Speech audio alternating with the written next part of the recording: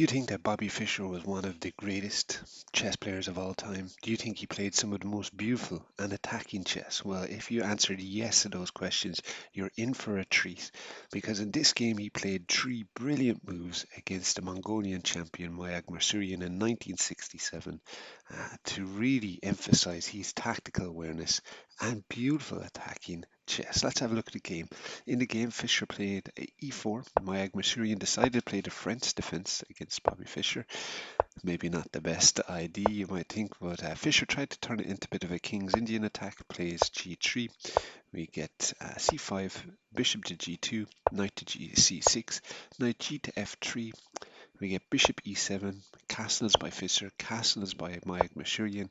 We get e5, d7, rook to e1, b5, knight f1, b4, and h4 by Fischer. Then we get a5, we get bishop to f4, and we get a4. Then we get a3 by Bobby Fischer. And after b takes and b takes back, and knight to a5, we have this position where we're going to see how Fischer really maneuvers the game, and a couple of decisions by Myagmarsuren where you end up having a queenside attack versus a kingside attack. And if there's one thing to learn, if you want to checkmate your opponent, a kingside attack is better if that's where the king has been castled. So we get knight to e3 by Fischer, bishop to a6, and now we already see a bit of an issue.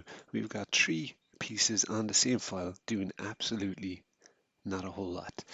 And here we see Bobby Fischer goes bishop to h3. Now the computer says that this is a mistake, but we're getting to see the tactical brainchild that is in this move by Fischer, because if Myagmarsuren plays something like queen to c7, well, now we get the beautiful combination. Can you see what a beautiful move combination here?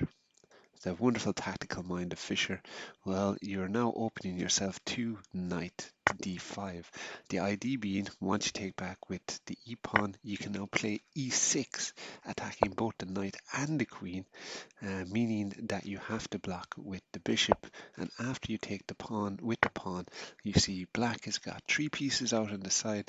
White's got a pawn on the 7th rank, and black is in all sorts of trouble. So in the game, instead of allowing this combination, Myagmarsuren plays d4, kicking the knight, and so moving him back to f1. We get knight to b6, and we get yet another piece over on the queen side for black. And, well, as we can see in this half of the board, white has got a clear advantage. But let's see how things progress.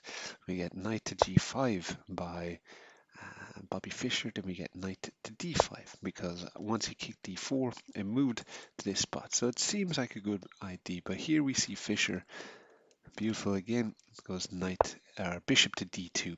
Now again, this is lining up another beautiful tactical trap, because if you played something like bishop or rook to b8, well, then you allow yourself to go knight to e6, attacking both the queen and the rook. And when you take back, bishop check, attacking the knight, but now you're also attacking this piece. The queen is overloaded, and once you go bishop takes the knight on a5, queen takes back, you now win this piece back. And, well, very simply, white is up 2 pawns, and this game is already over. So as a result of this, we see we get the knight is taken out of the equation, and so we get bishop takes on g5, bishop takes back on g5, we get queen to d7, we get queen to h5, and now we get rook to c8, maybe with the idea of pushing this pawn. I mean, seems like a good plan, but you're playing against Bobby Fischer here, and we get knight to d2. And here Myagmarsuren plays knight to c3, and really this is a bit of a nail in the coffin. Already he's, we're looking here, and on this half of the board we've got 1, 2, 3, 4 attacking pieces by white and 0 by black. And this allows Bobby Fischer to play his first brilliant move. Can you find the brilliant move that he plays here? I'll give you a few seconds. He plays bishop to f6. Well, why is that such a move? Because if you take, you're allowing yourself to be checked here. And if you decided to play something like king h8, you could play bishop to f5, wonderful move, sacking it because you have to stop the checkmate. So you get e takes, and now with rook to e8, queen to d8, rook takes the pawn on f7, queen has to block the checkmate on this square, and after playing rook to g7, the only way to stop the mate is by taking, and after takes, you're simply winning the game. The computer even gives some other lines where you don't even have to take the queen. So pretty interesting stuff. So here we see that Myagmarsuren goes queen to e8. And here we get knight to e4 by Bobby Fischer. His second brilliant move. The idea being if you take, of course, you will now fork the queen. So in this we see after this brilliant move we get g6 by Myagmarsuren, but of course now dark squares are extremely vulnerable and things are not looking good at all.